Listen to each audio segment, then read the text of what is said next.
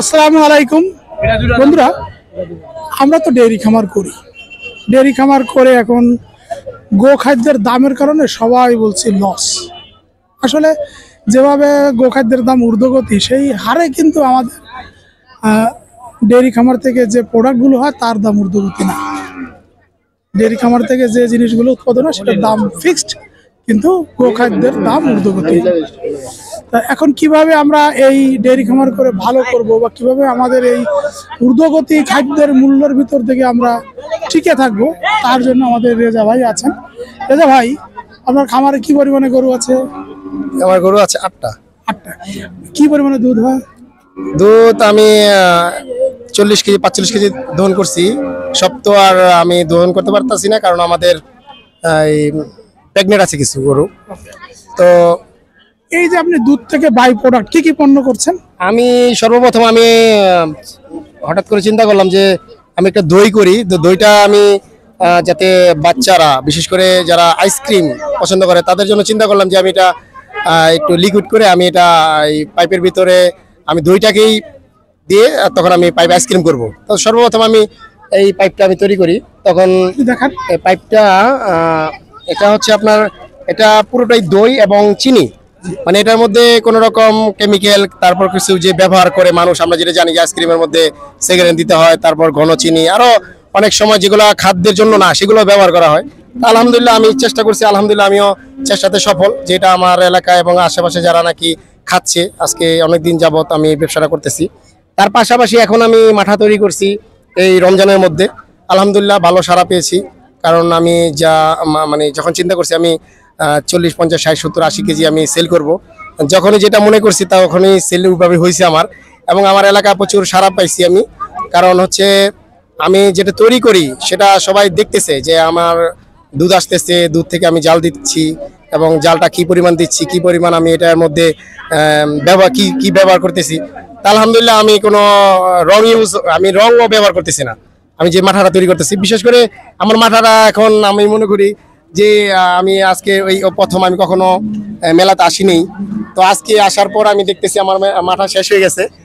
তো আপনারা দেখছেন শুরু থেকে যে আমি এই যে মাঠাটা আনছিলাম, তো আমার টার্গেট ছিল হয়তো শেষ পর্যন্ত আমি থাকতে পারবো, কিন্তু না, আমার মাঠা আরো কিছুক্ষণ আগে শেষ হয়েছে। তারপর আমি কিছু বাসায় ছিল আমার, সেটা আনছি, সেটাও শেষ।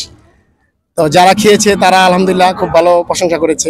ভবিষ্যতেও আমি আরো ভালো করতে চাই যেন আমার মাঠাটা। কি পরিমাণে মাঠা নিয়ে আসছিলেন? মাঠা 1.5 মনের মতো, প্রায় 60 কেজির মতো মাঠা ছিল। এখন আপনার খামারে যে 60-70 লিটার দুধ হয়, এরপরে এই যে আপনি আইসক্রিম করছেন, দধি করছেন, কাপ দই করছেন, মাঠা করছেন, আর কি কি প্রোডাক্ট করবেন? আমার সামনে তো মিষ্টি, তারপর রসমালাই, এগুলো তো আমার নিয়ত আছে, যদি আল্লাহ তাআলা আমাকে তৌফিক দেয় আমি সেগুলো করব। এবং সবচেয়ে আমার যে চাহাতটা, মানে আমি যেটা চাই যে সব সময় আমরা মিষ্টির দোকান থেকে মিষ্টি ক্রয় করার সময় একটা চিন্তা থাকে যে এটার সাথে কিছু মিক্স হলো কিনা। তো আমি আমার বাড়ির পাশে যে আমার আমি নিচে একটা দোকান করেছি, তো ওখান থেকে আমি সবসময় সবাইকে বলবো যে আপনারা দেখে নেন আমি কিভাবে তৈরি করছি, সেটা দেখেন, তারপর আপনারা ক্রয় করুন, এবং ভালো খাবার দেওয়ার জন্য আমি খুব আগ্রহী। তাহলে যদি কেউ, যাদের ডেইরি খামার আছে, জি, তাদের জন্য আপনার পরামর্শ কি? তাদের জন্য পরামর্শ, আসলে আমি যতটুকু জানি, আমিও যেহেতু খামারি, কারণ খামারের যেই কস্টিং এখন গরু পালার জন্য, এখন আমরা যদি এরকম কিছু উদ্যোগ না নিই, তাহলে শুধু দুধ বিক্রি করে খামার পরিচালনা করতে গেলে অনেক কষ্ট হয়ে যায়। কারণ যে দুধের দামটা ওরকম আসতেছে না, প্রায় 70 থেকে 80 টাকা আমাদের পাইকারি যে সেলগুলো হয়। তো আমরা যদি এরকম দই, মাঠা, মিষ্টি, ছানা এগুলো যদি তৈরি করতে পারি, আলহামদুলিল্লাহ আমার মনে হয় যে খামারিরা যেই এখন একটা কষ্টের মধ্যে, যে আমরা কি করে খাদ্যের দামটা কমিয়ে আনবে সরকার। তো আমি মনে করি যারা নাকি দুধ উৎপাদন করছে, তারা এই দুধ থেকে দই, মিষ্টি, ছানা, মাঠা এগুলো যদি তৈরি করে, আলহামদুলিল্লাহ আমি মনে করি দুধের তো দাম আসবেই, পাশাপাশি আমার একটা বড় অঙ্কের একটা বিজনেসের একটা জায়গা তৈরি হবে। ঘিও করে মনে হয়? আমি ঘি আসলে বিজনেসের মতো করে করছি না, আমি ট্রাই করছি, এবং আলহামদুলিল্লাহ আমার বাসায় যতটুকু লাগে আমি করে নেই। আমিও কিন্তু রেজাবের সাথে একমত। যারা আপনারা ডেইরি খামার করেন, যারা দ্রব্যমূল্য, বিশেষ করে গোখাদ্যের দাম বৃদ্ধির কারণে যারা হিমশিম খাচ্ছেন, সবার জন্য রেজাভারের পরামর্শ, আমারও পরামর্শ, বাই প্রোডাক্ট করুন, বাই প্রোডাক্ট করুন। আমাদের যুব উন্নয়ন অধিদপ্তরে এই ধরনের জিনিস উৎপাদনের উপরে কিন্তু প্রশিক্ষণ দেয়।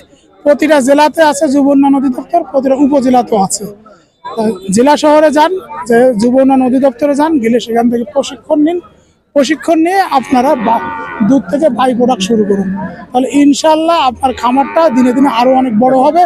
আপনার এই যে রেজা ভাই বললেন যে সবকিছু তার সবার চোখের সামনে হচ্ছে, আমরা সবাই চিন্তা করি বিক্রি করবো কোথায়, ওনার কিন্তু আর বিক্রি করার চিন্তা করতে হবে না। প্রথমে 1-2 দিন 7 দিন একটু সমস্যা হবে, তারপরে কিন্তু আর সমস্যা হবে না। এখন কিন্তু দূর দূরান্ত থেকেও কিন্তু তাকে কিন্তু অর্ডার করবে। হ্যাঁ, আজকে তার 60-70 লিটার দুধ, হয়তো মাসখানেক পরেই তারা দেখা যাচ্ছে 150, 200, 300, 500, 1000 লিটার দুধের কিন্তু তিনি 1000 লিটার দুধের বাই প্রোডাক্ট তৈরি করতে পারবেন ইনশাল্লাহ। আমার পাশাপাশি আমার কিছু দোকান ছিল জি। যেগুলোতে আমি আগে বিজনেস করতাম, মানে দই দিতাম। তো তাদেরকে আমি বললাম যে আমার প্রোডাক্টটা তোমরা খাও, প্রথম ক্রয় করার প্রয়োজন নাই, কাস্টমারকে দেওয়ার প্রয়োজন নাই, তোমরা খাও। যদি মনে করো যে অন্যান্য কোম্পানি যেই মাঠা, লাচ্ছি আরো যে জিনিসগুলো তৈরি করছে এবং তোমরা কাস্টমারকে দিচ্ছ, তার থেকে যদি আমারটা ভালো না হয় তাহলে প্রয়োজন নেই। তো আলহামদুলিল্লাহ আমি কিছু দোকানেও আমার এলাকাতে আমি দিতে পারছি, এবং তারা খুব স্বাচ্ছন্দ্য বোধ করছে, যে এই কারণে যে রেজা ভাই আপনি যে ফ্রেশ মাঠাগুলো তৈরি করছেন আমাদেরকে দিবেন। আমি অনেক সময় চাহিদা মতো দিতে পারছি না। জি, আমরা চাই রেজাভার এই 60-70 লিটার দুধের জায়গা 1000 লিটার দুধের বাই প্রোডাক্ট তৈরি হোক, এমন প্রত্যাশা করে আমার ভিডিওটা এখানে শেষ করছি। আল্লাহ হাফেজ।